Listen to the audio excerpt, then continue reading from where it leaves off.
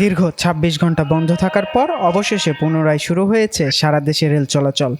রাতে রেল উপদেষ্টার আশ্বাসে কর্মবিরতি প্রত্যাহার করেন রানিং কর্মচারীরা। তবে রেল চলাচল শুরু হওয়ার খবর এখনও অনেক যাত্রীর অজানা, ফলে প্ল্যাটফর্ম বেশ ফাঁকা দেখা গেছে। সকালে ছেড়ে যাওয়া বেশিরভাগ ট্রেনই খালি আসন নিয়ে স্টেশন ত্যাগ করেছে। আজকে বুধবার ছিল, আমি তা বলছিলাম যে আজকে বুধবার টিকিট দেন আমাকে, এরপরে আমার টিকিট দিছে। ওটা আমি বলে নিছি যে যদি ট্রেন না চললে আমি টিকিট ব্যাক করে দেবো। ট্রেন আপনার চলাচল হওয়ার সম্ভাবনা যে কোনো মুহূর্তে হইতে পারে। ওই যে খিদমা হাসপাতালের সামনে, ওই যে এগুলো নাকি স্টেশনের দিকে আসতেছে, লোকজনে বললো। ওই যে ম্যাডামে বলছে আমার গতকালকে যে কোনো মুহূর্তে ট্রেন চালু হওয়ার সম্ভাবনা। বাসা থেকে বাইরে এসে দেখলাম ট্রেন চলতেছে।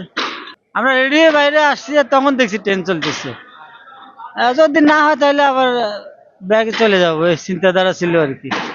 না, স্টেশনে আসার আগে জানতাম না। পরে স্টেশনে আসলাম, আসার পরে কাউন্টারে জিগাইলাম, পরে বললো যে টিকিট ছাড়া হয়েছে, ট্রেন চলবে, আপনার টিকিট নিতে পারেন। তবে ট্রেন চলাচল শুরু হলেও শিডিউল বিপর্যয় কাটেনি। ট্রেনগুলো ৩ থেকে ৫ ঘন্টা পর্যন্ত দেরিতে চলছে, যার ফলে যাত্রীদের ভোগান্তি চরমে পৌঁছেছে।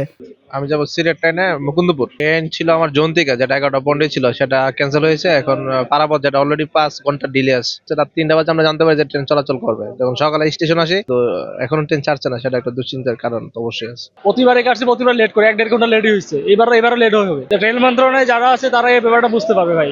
ওরা যদি সঠিকভাবে সিদ্ধান্ত নেয় তাহলে অবশ্যই ঠিক হবে। ঢাকা আসার কথা ছিল, আমি আসতে পারি না ট্রেন বন্ধর কারণে। আজকে আসছি, আমরা রাত্রে 3টা বাজে উঠতে আসছি ঘুমের থেকে। উঠে আসার পরে স্টেশন বসে রয়েছি। বসার পরে গাড়ি ছাড়ে নাই, গাড়ি 6টা বাজে গাড়ি ছাড়ছে, 5টার গাড়ি। এই গাড়ি এয়ারপোর্ট লাগিয়ে রয়েছে, তেজগাঁও লাগিয়ে রয়েছে।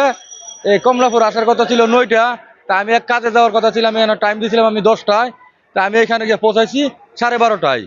আমি যে কাজে আসছিলাম, এই কাজ আমার কোনো সাকসেস হয় নাই। ১০০ কিলোমিটার গেলে দিনের সমপরিমাণ ভাতা পেতেন রেলের রানিং স্টাফরা, যেটা 1860 সাল থেকে চালু হয়। 2023 সালে শেখ হাসিনার সরকার তা বাতিল করে। এটা বহালসহ কয়েক দফা দাবিতে আন্দোলন করে আসছিল তারা। মইনুল ইসলাম, নন্দন টিভি।